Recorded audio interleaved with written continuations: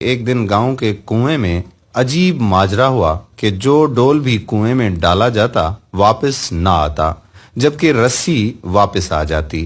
سارے لوگ خوفزدہ ہو گئے کہ اندر ضرور کوئی جن جنات ہے جو یہ حرکت کرتا ہے۔ آخر اعلان کیا گیا کہ جو بندہ اس راز کا پتہ لگائے گا اس کو انعام دیا جائے گا۔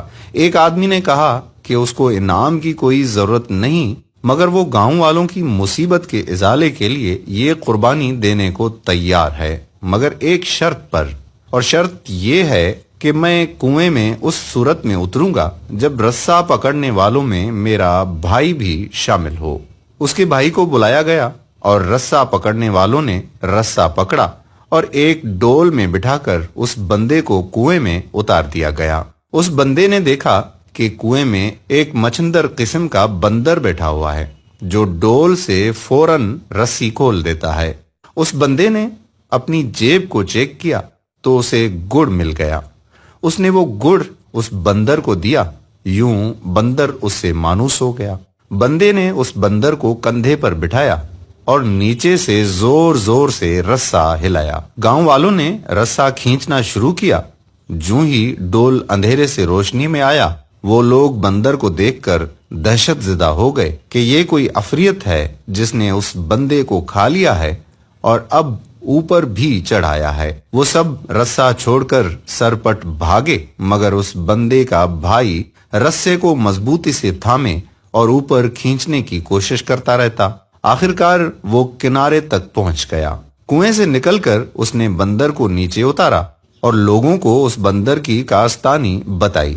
پھر کہا کہ میں نے اس لیے اپنے بھائی کی شرط رکھی تھی کہ اگر میرے ساتھ کنویں میں کوئی انہونی ہوگی تو تم سب بھاگ نکلو گے، جبکہ بھائی کو خون کی محبت روکے رکھے گی۔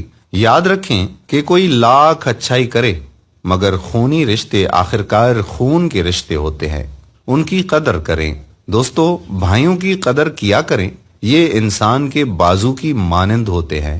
بہت ہی خوش نصیب ہیں وہ بھائی جو ماں باپ کے ہوتے ہوئے بھی اور ماں باپ کے بعد بھی اپنے بھائیوں کا ساتھ دیتے ہیں۔ اللہ پاک سے دعا ہے کہ تمام بھائیوں کی عمر دراز کریں، اور جو بھائی آپس میں کسی وجہ سے ناراض ہیں ان میں سلوک، اتحاد اور محبت پیدا کر دیں۔ آمین ثم آمین۔ جو پیارے اسلام کے ممبر اپنے بھائیوں سے محبت کرتے ہیں کمنٹ میں ہمیں ضرور میسج کریں۔ اگر بات دل کو لگے تو ضرور شیئر کریں، کیونکہ کافی ایسے بھائی ہیں جو عمریں گزر گئی ہیں پر ایک دوسرے کی شکلیں دیکھنے کو بھی تیار نہیں ہیں۔ اللہ ان کے دل میں بھی نرمی پیدا فرمائے۔ آمین ثم آمین۔